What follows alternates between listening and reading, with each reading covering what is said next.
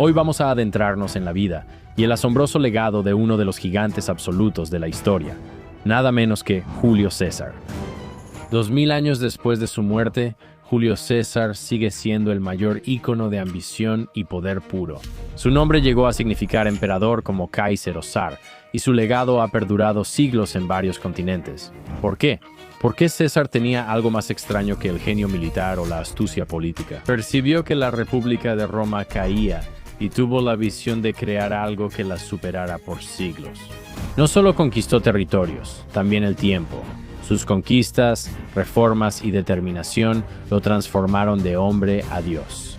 En un mundo de gobernantes pasajeros, César es un recordatorio único. Algunas personas no solo escriben la historia, también la viven. Acompáñame a explorar la vida de Julio César. Relájate y bienvenido a History Camp.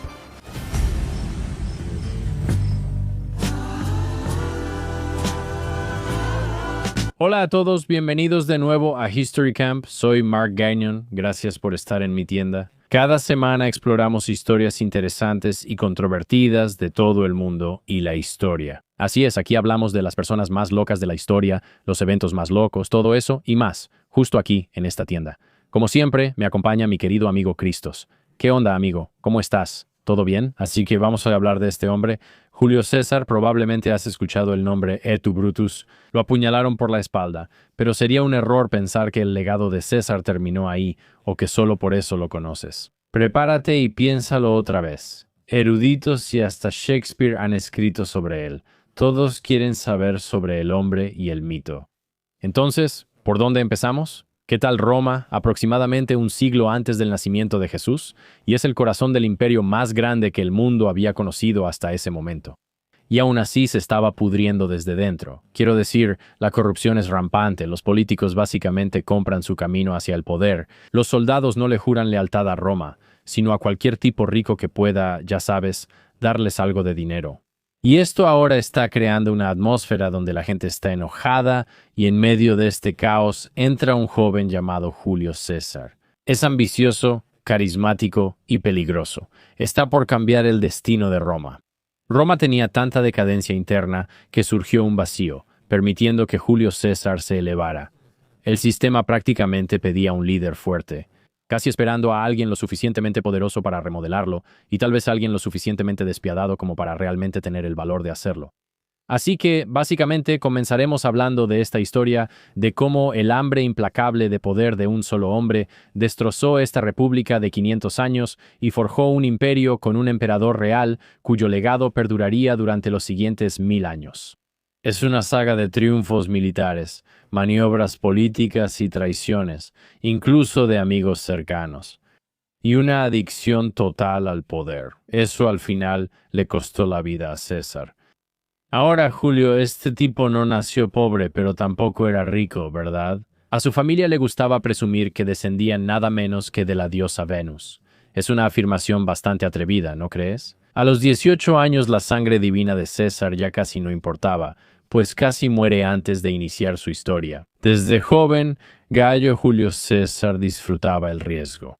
A los 16 años fue nombrado Flamendilus. El sumo sacerdote de Júpiter en Roma tenía uno de los cargos más prestigiosos y su nombramiento podía asegurar la vida de una persona. Pero había un solo inconveniente. El puesto venía con reglas sofocantes. No podía salir de Roma, no podía mirar un cadáver y no podía tocar el hierro. Para un chico muy ambicioso, este no era un título, sino unas esposas de oro, ¿verdad?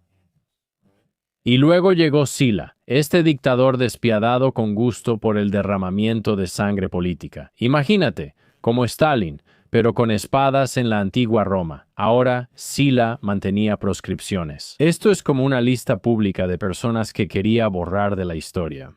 Cuando tu nombre salía, solo te quedaban horas de vida. Ahora apareció el de César. ¿Por qué? Su familia tenía lazos con los enemigos de Sila. Eso bastó. Todo cambió de inmediato. Este tipo Sila básicamente le quitó su sacerdocio, su herencia e incluso la dote de su esposa. De inmediato, el joven sacerdote quedó como fugitivo y sin dinero. La mayoría de los adolescentes en esta situación habría huido o dejado Roma para mantenerse al margen. Pero no César. Se acercó a los partidarios de Sila, hombres duros que vivían de matar, y los convenció de no ejecutarlo, sin sobornos. Él no tenía dinero, no tenía armas, no tenía nada, solo puro encanto y una persuasión aguda como una navaja. Al final, Sila cedió, pero antes advirtió a sus aliados: «Cuidado con ese muchacho, ahora hay muchos Marios en él». Mario era el principal enemigo de Sila, pero Sila ya estaba muerto. ¿Tenía motivos para preocuparse? El roce con la muerte y la persecución política dejaron una profunda lección en la mente de César en la Roma de su época. Las relaciones importan más que las reglas. Si conoces a las personas correctas y eres audaz, puedes salir de cualquier situación. Esta historia muestra la personalidad de César. En sus 20s, César viajaba a Grecia para estudiar oratoria, algo respetable y académico, típico de un niño rico. Pero entonces piratas, sí, piratas de verdad, capturaron su barco y exigieron 20 talentos de plata. El talento, otra vez, es solo una medida de plata. Y eso es lo que querían como rescate. Ahora, eso equivale a aproximadamente $1.000.000 en el dinero de hoy. César se rió en sus caras. ¿20 talentos? ¿Otra vez bromean? Soy italiano, valgo mínimo 50. Así es él. ¿De qué hablan? Se siente insultado porque lo subestiman y exige que aumenten el precio. Ahí está, prisionero de los piratas por más de un mes. Pero César, él no lloró por eso, ¿sabes? No se estaba quejando, actuaba como un invitado de honor, estaba bromeando con ellos, les contaba historias. Se unía a sus juegos, pero cuando quería dormir los hacía callar diciendo: «Ya, muchachos, trato de dormir, siempre serio». Les advirtió que regresaría para cazarlos y crucificarlos a todos, pero ellos se burlaban. Los piratas decían: «¿Qué le pasa a este chico? Seguro piensas que este tipo está bromeando, ¿no?» No lo estaba. Básicamente, sus compañeros logran reunir el dinero del rescate y lo liberan de inmediato. ¿Y qué hace él? Consigue barcos de las autoridades, persigue y captura a los piratas. ¿Y qué hace él? Julio César, fiel a su palabra, crucificó a todos, pero por misericordia ordenó que les cortaran la garganta antes para una muerte rápida. Ese es Julio César. Si hay alguna historia que pueda resumir quién era este tipo, es que es encantador, increíblemente seguro de sí mismo e implacable cuando se trata de cumplir una promesa. Las ambiciones de César eran demasiado grandes para solo cazar piratas, así que pronto se enfocó en la política, el juego más peligroso. Ascender en la política romana era difícil, pero César lo hacía parecer fácil y lograba ganarse a la gente. Recordaba los nombres de hombres importantes, sus esposas, hijos y sirvientes, así como detalles que los hacían sentirse vistos. Organizaba fiestas, pagaba deudas puntuales y hacía que todos le debieran algo, ¿verdad? Si conocías a Julio César, probablemente querías ayudarlo. Luego obtiene un título en Derecho. Sí, se convierte en abogado, y como joven abogado empieza a aparecer en los titulares. De verdad, solo procesando a gobernadores corruptos por robar de las provincias, y está ganando casos, y se está ganando una reputación de ser un hombre justo que valora la integridad, pero también nota algo inquietante. Estos gobernadores eran castigados no por ser corruptos, sino por no compartir su corrupción con las personas adecuadas en Roma. Su etapa como oficial militar junior muestra más verdad. Los comandantes romanos no se enriquecían por su paga ni por honor. Despojaban las tierras conquistadas y saqueaban a la gente, llevándose sus tesoros. Y esclavos y mujeres, básicamente cualquier otra cosa de valor. Y lo llevaban de regreso a Roma, junto con los grandes discursos sobre la virtud romana y esas misiones civilizadoras para cambiar a la gente de las naciones vecinas y hacerlos más romanos. Todo es falso. Es una tontería, ¿verdad? Solo querían saquear y enriquecerse. Para muchos jóvenes aristócratas, esto era un secreto a voces, pero César los observó y estudió. Estaba revelando cómo funcionaba realmente el poder en Roma. No el que, ya sabes, el bonito tallado en mármol que todos los ciudadanos comunes ven, sino el verdadero. La forma en que el poder opera mediante sobornos, robos, favores y maniobras políticas. A pesar de su encanto y actitud, él lograba que la gente lo quisiera. César tenía un gran obstáculo, el dinero, o más bien no tener dinero. Estaba en la ruina, ¿verdad? Y en la política romana, el dinero no solo es bueno tenerlo y hace las cosas más fáciles, es la sangre vital del poder. La política romana es costosa. Y si querías ganar elecciones, tenías que gastar como loco. Tenías que patrocinar enormes juegos públicos. Como te puedes imaginar, es como un juego de gladiadores o una carrera de carros. Debías sobornar a los votantes y personas influyentes, además de prestar dinero a políticos para que te debieran favores. César gastó sin control, hipotecó su futuro y acumuló muchas deudas por su imprudencia financiera. Curiosamente, fue astuto en el matrimonio. Tras la muerte de su primera esposa, sorprendió al casarse con Pompeya, nieta de Sila. ¿Recuerdas a Sila? Este es el dictador que intentó matarlo, pero él logró escapar. Y esto es un acto brillante de judo político, ¿verdad? Pero luego Pompeya se ve envuelta en un escándalo. Y César es implacable, ¿verdad? No le importa si ella es culpable o inocente. Solo dice que la esposa de César debe estar libre de sospechas y la divorcia de inmediato. Para César, todo es apariencia. Esa idea de lealtad absoluta. Él no lo cree y dice, si estás en algo, no te apoyaré, estás fuera. Tráelo y él trae a la siguiente en su próximo matrimonio, que es una mujer llamada Calpurnia, y ella es hija de un senador poderoso. No es amor, es algo transaccional. Todo gira en torno a alianzas y poder en la élite. En la Roma de César, el matrimonio era solo otra arma de la ambición. Ni los matrimonios estratégicos resolvían sus deudas. César necesitaba mucho dinero, y más que eso. Necesita una gran jugada, una alianza irrompible, y aquí entra Pompeyo, el general más célebre de Roma. Aplastó enemigos de España al Medio Oriente y limpió el Mediterráneo de piratas. Y Marco Licinio Craso, quizá el hombre más rico del mundo. Este era un magnate que construyó su fortuna a través de la propiedad, el comercio de esclavos y prestando dinero a tasas de interés absurdas. Estos dos hombres eran rivales. Está bien, no confiaban el uno en el otro. Pero César, con su habilidad para congraciarse y decir lo correcto, negoció una alianza secreta. Pompeyo obtendría concesiones de tierras para sus veteranos. Craso conseguiría leyes que favorecieran su imperio empresarial. Y César, él obtendría su apoyo para ganar el consulado. Es el cargo electo más alto de Roma. Para sellar el trato, César casó a su hija Julia con Pompeyo, quien aceptó el matrimonio pese a la gran diferencia de edad. Los tres hombres entonces formaron lo que la historia llama el primer triunvirato. Pero en realidad era menos como una alianza formal y más como una especie de cartel privado, ¿verdad? Básicamente. Tres hombres que dividieron el mundo romano en su beneficio, ¿verdad? Así funciona esto. Tienes al general militar respetado por el pueblo y a Julio César, quizá el mejor político, que sabe decir lo correcto y hacer sentir bien a la gente. Y luego tienes a Craso, el magnate rico con todo el dinero. Los tres se unen y forman algo similar a un Illuminati. Cuando César llega al consulado, se convierte oficialmente en cónsul. Él ignoró por completo las reglas. Su cocónsul, un tradicionalista rígido llamado Bíbilo, intentó bloquear la legislación de César con los procedimientos habituales del Senado. César dio una respuesta de política callejera en el foro, donde se reúnen políticos y gente. Sus partidarios le arrojaron una canasta de basura a Bíbilo en la cabeza y lo echaron del lugar.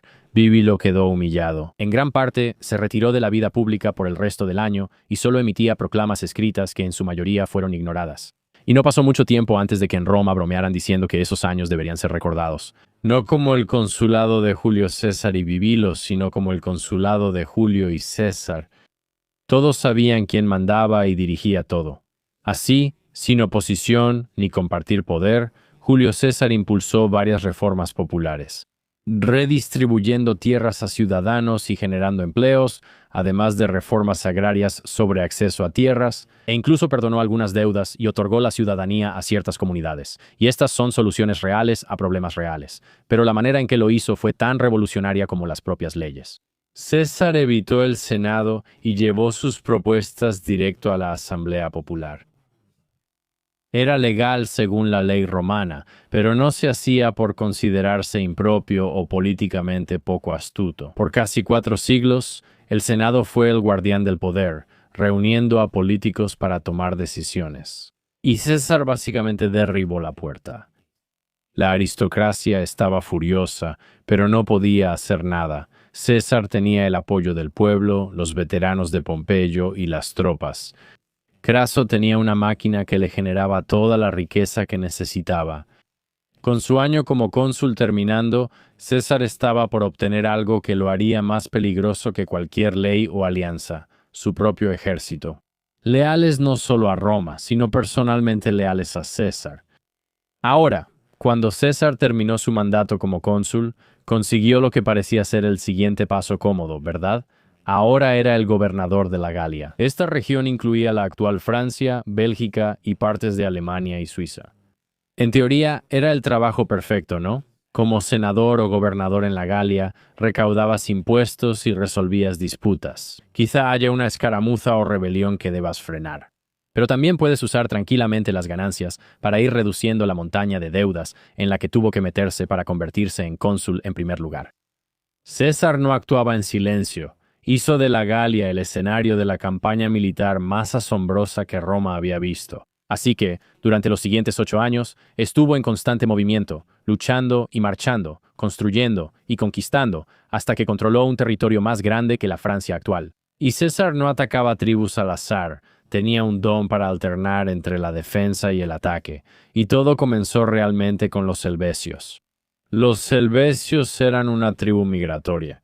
Intentaron cruzar tierras romanas, y César los aplastó tan completamente que pudo afirmar que se quedaría en la Galia. Para protegerse de amenazas, otras tribus también pidieron ayuda contra sus enemigos, lo que facilitaba conquistar más territorio. ¿Ves lo que pasa? Cada victoria justifica la siguiente. Así entra, encuentra su tribu, la domina y dice que viene a protegerlos. Todos aceptan y preguntan, ¿y ellos? Y él va allá y atrapa a estos tipos, y está haciendo todo esto por petición de la gente en Galia. Ahora, César solo estaba acumulando tierras, y con la tierra, algo de botín, y el ejército más leal que Roma había visto jamás. Y esta lealtad no era una casualidad. César luchaba con sus hombres, compartía peligros y recordaba sus nombres. Sus cualidades políticas también lo hacían gran estratega militar. También procuraba que sus hombres se enriquecieran con el botín y los respetaba, dándoles victorias, por lo que todos estaban contentos. Con el tiempo, sus legiones dejaron de luchar por Roma y el Senado, combatiendo ferozmente por él, incluso más allá de la lealtad. César era brillante en estrategia militar. No solo ganaba batallas, parecía reescribir la estrategia misma. Él diseñó un puente completamente funcional sobre el río Rin en solo 10 días, o sea, una hazaña que normalmente habría tomado meses. Él creó tácticas de asedio para tomar ciudades consideradas inconquistables, cruzando ríos y montañas que muchos creían imposibles. César encontró la forma, y al terminar sus campañas no solo gobernaba la Galia, sino que era el comandante más temido y celebrado de Roma. Al volver a Roma, ese poder le ganó tantos enemigos como admiradores. Las guerras de las Galias llegaron a su punto de ebullición con el ascenso de un hombre. Y su nombre es difícil, pero según tengo entendido, es Vercingetorix. Y este tipo era un líder joven, intrépido y astuto, e hizo algo que nadie más había logrado en años. Unió a la mayor parte de la Galia contra Roma, y César no podría haber pedido un mejor enemigo porque este tipo no era imprudente. Vercingetorix, inteligente, evitó enfrentar a César en batalla abierta, sabiendo que las legiones romanas los vencerían. En vez de eso, atacó suministros y quemó cultivos para intentar matar de hambre a los romanos. Y usó tácticas rápidas y brutales, como una especie de guerra de guerrillas moderna, para atacar a las tropas de César. Básicamente, solo para mantenerlos fuera de balance. Y por un tiempo, funcionó, pero luego llegó su enfrentamiento final en una fortaleza en la cima de una colina llamada Alesia. Vercingetorix apartó a su ejército, apostando a que César no podría asaltar una ciudad fortificada en terreno elevado, pero la respuesta de César fue en parte una locura, pero también una genialidad. Primero construyó una muralla alrededor de Alesia para aislar a los defensores y luego otra en sentido contrario, rodeando a su ejército. ¿Por qué hizo esto? Porque sabía que una enorme fuerza de socorro gala venía en camino. Él tenía la intención de pelear 2 batallas al mismo tiempo, contra el enemigo dentro de la ciudad y luego contra el enemigo que venía desde afuera. Cuando llegó el ejército de socorro, de unos 60,000 soldados, las legiones de César quedaron atrapadas entre 2 fuegos. Después, fue una muestra de disciplina y táctica.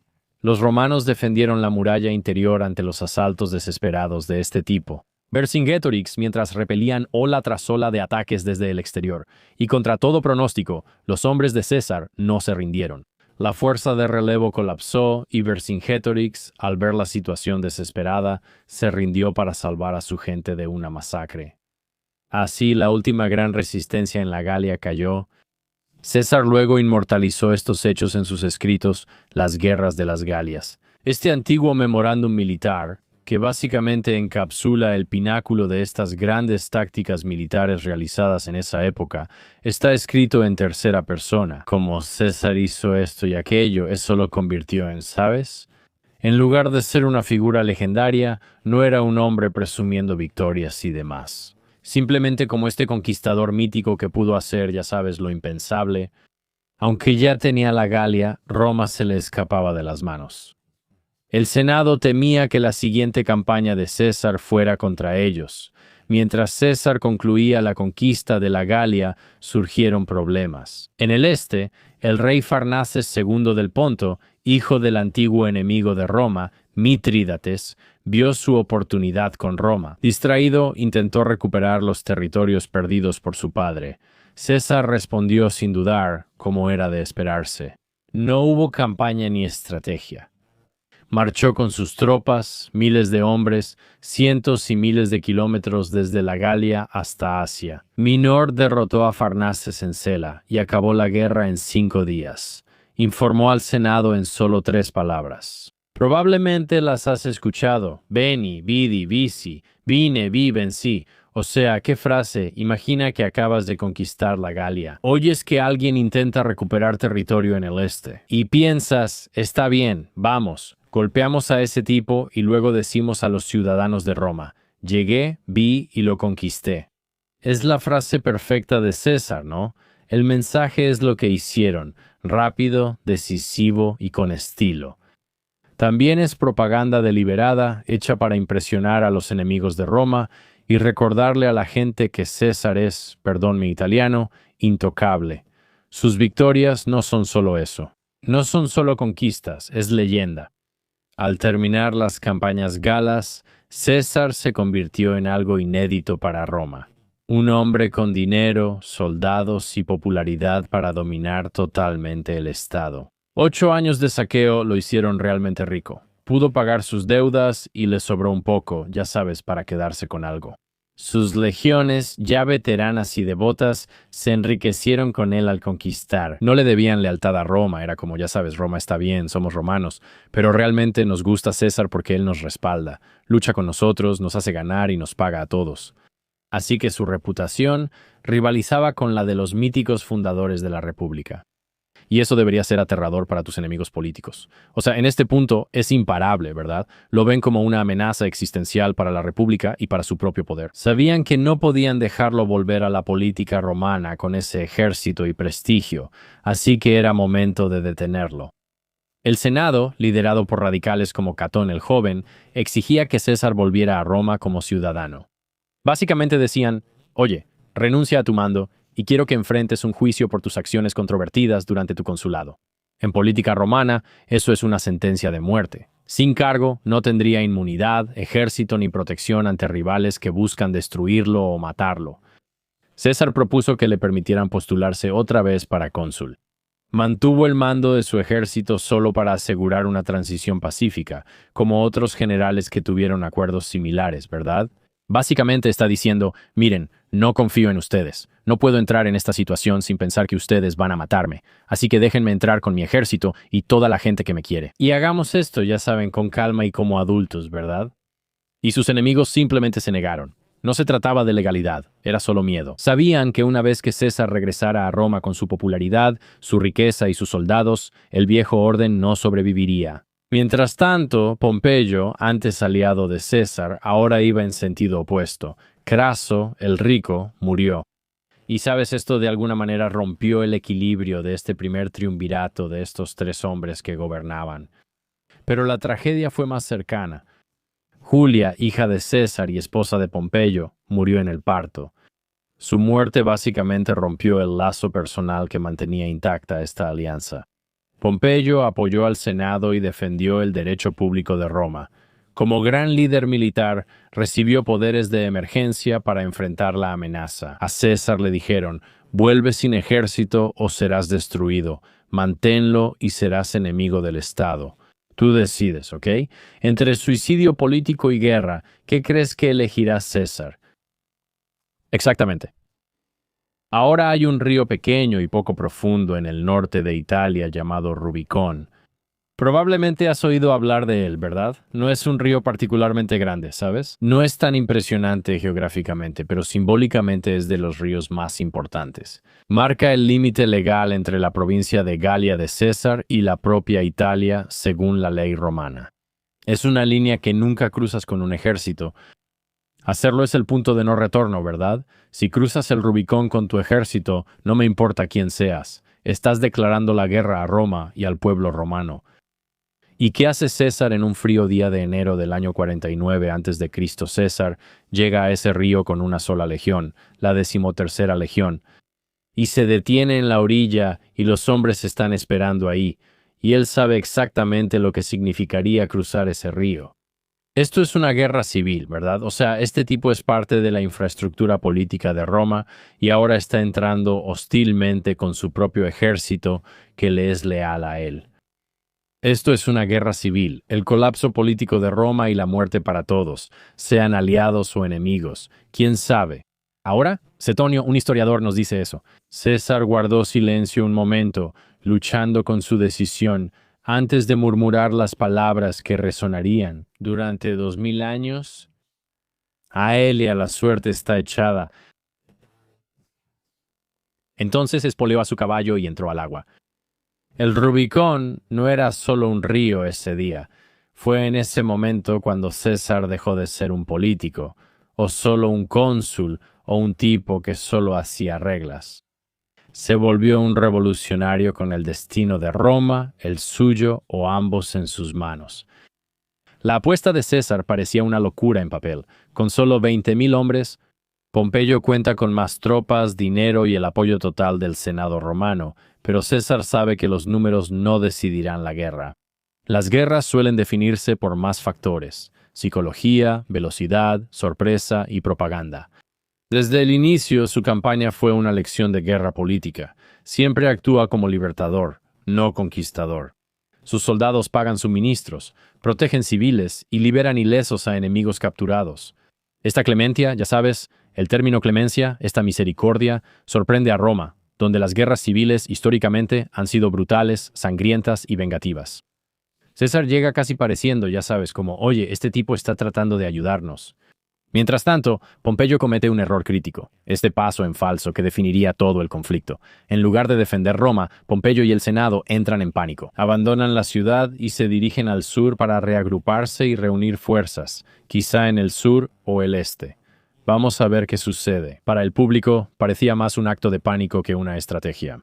Y este movimiento del Senado permite que César simplemente entre a Roma, y cuando César entra a la ciudad, lo hace respetuosamente, observando todas las formalidades religiosas y legales. Y se presenta no como un usurpador o un dictador que intenta matar a todos, sino como un defensor legítimo de la República. La imagen es perfecta. César se mueve con una velocidad increíble. Mientras Pompeyo se reagrupa en Grecia, César marcha rápidamente a España y derrota a las legiones de Pompeyo allí. Bromeaba diciendo que prefería pelear contra un ejército sin general que contra un general sin ejército. Otra frase de Julio. La batalla final fue en Farsalia, Grecia, en 48 a.C. El ejército de Pompeyo era mayor, pero los veteranos de César eran más rápidos, astutos, inteligentes, disciplinados y leales. Ellos creen en César más de lo que cualquiera de los hombres de Pompeyo cree en él. Durante la batalla, César sorprende al ocultar una cuarta línea de infantería tras su caballería para frenar a los jinetes de Pompeyo, y la táctica funciona. El ejército colapsa y el general Pompeyo huye solo, dejando a sus soldados para ser masacrados. Y la apuesta de César en el Rubicón ha dado resultado oficialmente. Ahora es el amo indiscutible de Roma. Pero hay una cosa: Pompeyo sigue vivo. Ahora Pompeyo es perseguido, y esta persecución básicamente lo lleva hasta Egipto. Pompeyo, quien alguna vez fue el mayor general de Roma. Alguien que estuvo aliado y casado con Julio César. La hija de César llega buscando refugio con el joven faraón Ptolomeo XIII. El rey Ptolomeo, queriendo impresionar a César, comete un error fatal. Hace que Pompeyo sea asesinado antes de que César siquiera llegue. Así que cuando César desembarca en Alejandría, los funcionarios egipcios le presentan su regalo. Le presentan la cabeza de Pompeyo y en vez de premiarlos, César supuestamente llora. ¿Fue tristeza real por este viejo aliado, familiar convertido en rival y luego asesinado? ¿O solo finge para reforzar su imagen de vencedor reacio y clemente? Un vencedor misericordioso, ¿no? Nadie lo sabe con certeza y aún se debate, pero lo importante es que funciona. Roma escucha esta historia y ven a César como alguien honorable y, ya sabes, alguien con compasión, y como resultado, el público lo quiere aún más. Pero la política de Egipto pronto involucra a Julio César, ya que comienza a gestarse una guerra civil allí. El joven Ptolomeo y su hermana mayor Cleopatra luchan por el trono, y César toma el lado de ella. Pronto esta alianza se vuelve personal, inician un romance que escandaliza a las clases altas de Roma. Estratégicamente es brillante, pues Egipto es el reino más rico del Mediterráneo. La cantidad de comida y grano que cultivan es vital para alimentar a la población de Roma. Y básicamente, al asegurar el trono de Cleopatra, por así decirlo, César asegura la riqueza de Egipto y con ello su propia invencibilidad. De su relación nace un hijo llamado Cesarión. Seguro te preguntas si su nombre tiene relación con la operación cesárea. No realmente. Seguramente proviene de la misma raíz latina que significa cortar, y de ahí surge esto. César nunca lo nombra formalmente como heredero, pero en la opinión pública. La relación entre el gobernante de Roma y la reina de Egipto es un tema político polémico. Pompeyo ha muerto, Egipto está asegurado y Cleopatra derrotada. Los últimos focos de resistencia están siendo eliminados. César finalmente regresa a Roma, y no es solo este general victorioso, es el amo indiscutible del mundo mediterráneo. Sin embargo, ahora enfrenta un problema que ninguna legión puede resolver. ¿Cómo gobiernas un imperio que es demasiado vasto para su sistema republicano en ruinas? Es tan grande y hay tanta gente que, ¿cómo logras que funcione burocráticamente? Este imperio romano es enorme. ¿Se puede tener una república sostenible? Su respuesta es concentrar el poder en sí mismo manteniendo la fachada de tradición, ¿cierto? Es una idea muy interesante. Él asume el título de dictador, un cargo romano legítimo para emergencias, pero lo mantiene mucho más de los 6 meses permitidos. En sus manos el papel se transforma completamente. Se autoproclamó dictador durante 10 años y luego dictador perpetuo, es decir, dictador de por vida. Proviene de una palabra raíz que significa declarar. Es una posición autoritaria. Yo soy el que tiene todo el poder, está consolidado en mí, y él usa sus poderes para impulsar reformas importantes. Él corrigió los caóticos calendarios romanos con el calendario juliano, tan preciso que aún usamos una versión actualmente. Lanza grandes proyectos de construcción y emplea a miles. Otorga ciudadanía romana a galos y españoles, convirtiendo a antiguos enemigos en ciudadanos de pleno derecho. El poder trae problemas. César empieza a aceptar honores que se parecen alarmantemente a la realeza, y de nuevo, tienes que entender que los romanos en este tiempo son una república y no quieren un rey. Ya han dejado atrás la Roma monárquica. Pero ahora tiene una silla dorada en el Senado y estatuas entre los dioses, y el arte de César empieza a parecerse a los propios dioses que adoran. Ahora usa esta túnica triunfal cuando quiere. Para quienes expulsaron a su último rey hace 5 siglos, esto parece el regreso del fantasma de la monarquía, pero no será una monarquía, sino algo distinto y más loco. Él disuelve a sus guardaespaldas personales. O sea, César, durante toda esta campaña militar, tenía protección personal, gente que lo cuidaba, porque ya sabes, está en guerra y por confianza o aceptar que ningún guardia lo protege realmente. Él los disuelve. Y su salud comienza a decaer en este tiempo. Dicen que tiene ataques epilépticos más frecuentes y empieza a volverse supersticioso.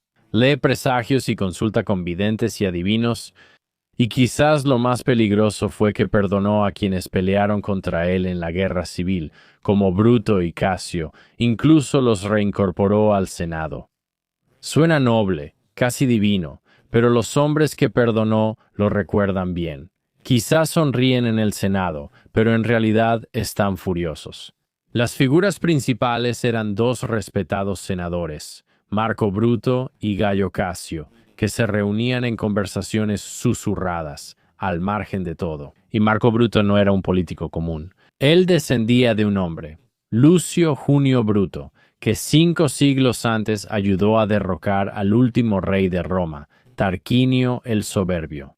Ahora imagínate eso, ¿de acuerdo? Este tipo, Bruto, es literalmente descendiente de Lucio Junio Bruto, quien derrocó al rey.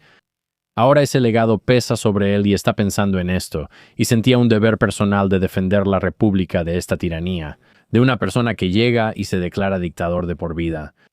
Casio era un comandante endurecido que aportaba la habilidad fría y práctica necesaria para un complot peligroso. Quiero decir, se siente casi como profético, se siente como si fuera demasiado loco para ser real, pero lo es. Estos tipos no son necesariamente, ya sabes, radicales locos. Ellos se veían a sí mismos como patriotas en su mente. Matar a César no es asesinato, es la defensa final de la República para evitar que sea una monarquía o imperio con un emperador considerado Dios. Y no están solos. Para cuando el complot está completamente formado, más de 60 senadores están involucrados. El punto de quiebre ocurre al anunciar la próxima campaña de César. Él planea dejar Roma por 3 años para conquistar Partia, vengar la humillante derrota de Cracio y regresar con aún más gloria. Para los conspiradores está claro, si César deja de ser gobernante, volverá como un rey dios imposible de desafiar. Aunque planearon todo, cometieron un error. Sabían cómo matar a César, pero no qué hacer después. Parece que creen que la República volverá a la normalidad y todo será como antes. Como si décadas de guerra civil, caos político y reformas radicales no hubieran ocurrido. Esto nos lleva a los idus de marzo, el 15 de marzo del 44 a.C., día conocido simplemente como los idus de marzo. El escenario del asesinato tiene un simbolismo impactante. El teatro de Pompeyo, nombrado por el amigo y luego rival de César, será donde la estatua de Pompeyo presencie el asesinato. La mañana está llena de presagios. Calpurnia, la esposa de César en ese momento, se despierta aterrorizada por un sueño sobre su asesinato y le suplica que no vaya. Sacerdotes hacen sacrificios y hallan señales extrañas. Uno informa que mataron un animal sin corazón. Esto es una advertencia terrible, incluso para los romanos. Entre la multitud rumbo a la reunión, un hombre intenta dar a César una nota sobre la conspiración, pero nunca llega a sus manos. Las advertencias son ignoradas, y César entra al Senado sin ningún guardaespaldas, y los conspiradores se acercan bajo el pretexto de presentar una petición. A la señal, Tilio Cimber agarra la toga de César y luego Casca ataca primero. La reacción de César es pura resistencia. Se defiende con el único arma que tenía, su estilete para escribir, como si fuera su pluma. Es inútil, las dagas llegan de todos lados. Entre el caos, ve a Bruto y según la leyenda, ahí deja de luchar. La frase, tú también, Bruto, haya sido pronunciada o no, se ha convertido en símbolo del peso aplastante de la traición. César se desploma al pie de la estatua de Pompeyo. Apuñalado 23 veces, la sangre se acumula a los pies de la imagen de su rival caído, justo frente a esta estatua de Pompeyo. Y los conspiradores levantan sus dagas gritando sobre la libertad y la república. La Cámara del Senado se vacía. Los senadores huyen aterrados. Fuera de Roma hay silencio e incertidumbre sobre el futuro y la caída de César. Los conspiradores creen que han salvado la república y no podrían estar más equivocados. Roma no celebra como esperaban, sino que cae en caos. La noticia del asesinato se extiende, pero nadie sabe qué pasará. ¿Los aliados de César son los próximos objetivos? ¿Inicia otra guerra civil? Las tiendas cierran de golpe, la gente abandona la ciudad, las puertas se atrancan, las familias se encierran y el miedo domina todo. Los conspiradores esperaban vítores y que todos estuvieran emocionados por él, pero en cambio, ahora están atrapados en la casa del Senado, demasiado asustados para salir y enfrentarse a los ciudadanos comunes. César no era tirano, era su campeón. Él arregló todo y pagó a la gente. Conquistó más tierras, trajo grano de Egipto, era su campeón, y matarlo fue un ataque contra el pueblo romano. Marco Antonio, fiel lugarteniente de César, primero huyó temiendo por su vida, pero luego vio una oportunidad en el funeral de César. Él pronuncia el discurso que Shakespeare más tarde inmortalizó, una verdadera clase magistral de persuasión. Él muestra el testamento de César al público. Deja sus jardines a Roma y dinero a cada ciudadano. Así, el dolor se transforma en furia. Los asesinos no son héroes, sino villanos. César era muy amable y nos ayudó, pero estos asesinos nos lo arrebataron. El verdadero giro es que César nombra a su sobrino nieto Octavio, de 18 años, como heredero e hijo adoptivo. Es joven, inexperto y sin ejército, pero tiene algo aún más peligroso. Tiene el mismo instinto político afilado como una navaja y una voluntad de gobernar que raya en la locura. Así que a partir de aquí, Roma se sumerge en 13 brutales años de guerra civil, los herederos de César contra sus asesinos y los generales ambiciosos entre sí. La república que Bruto y Casio intentaron salvar se ha ido para siempre, y en su lugar surge un imperio, uno que gobernará durante los próximos 1000 años. Entonces, ¿quién fue Julio César, verdad? Un tirano despiadado que aplastó la libertad romana y eliminó el funcionamiento general de esta república? ¿O fue este reformador visionario que construyó un sistema lo suficientemente fuerte como para gobernar el Mediterráneo y controlar a todas estas diferentes personas? Y la verdad es que él fue ambas cosas, ¿no? ¿Sabes? O sea, claro, Julio César rompió, ya sabes, todas estas viejas tradiciones y dobló las leyes de la república y ya sabes, él estaba cambiando la forma en que la política, como la estructura política, realmente funcionaba en Roma. Pero también la república ya se estaba pudriendo mucho antes de que él llegara. Estaba destruida por la corrupción, guerras civiles y gastos excesivos.